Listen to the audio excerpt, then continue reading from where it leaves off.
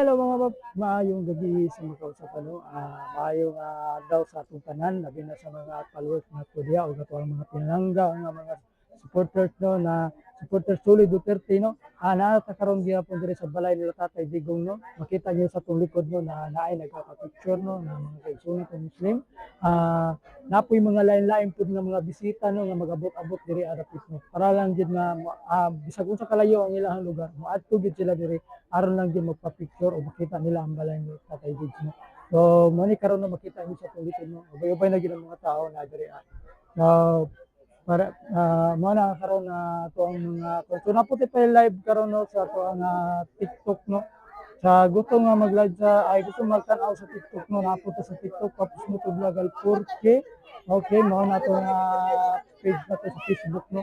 So napo diri makita nimo diri nga kung wa pa ka naka pirma diri, pwede ka magpirma diri sa ni Tatay Diggs, picture ni Tatay Diggs. So na nakabutang nga uli na tay.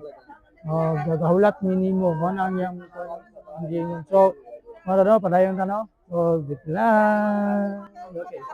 Hapon lang kami dumating. Hapon lang. Hapon lang talaga pinunta niyo. Ito, pakilay ko pinatik ito. Ada o kasukuan ito. Yakin pa rin ito. Taga-asa po mo, ma'am. Tagalog. Taga saan po kayo? Caloocan. Silang Caloocan, Metro Manila. Okay. Welcome po dito na medyo po sa Kanila si bisita. Tatay Digong, yung bahay sa Tatay So, Digong. yan po no, taga Caloocan City. Ayan o. Ayan. Bumili talaga sila ng ticket papunta dito. Manila, Davao. Kagagaling lang kahapon. Proud guys. Thank you so much. Mga taga Caloocan dyan. Shout out po. Manila, Ayan. So, dyan niyo makikita kung gaano nila kamahal si Tatay Diggs. No? Bumiyahe lang sila papuntang Davao para lang pumunta sila dito sa bahay ni Tatay Diggs. So, ayan po, no?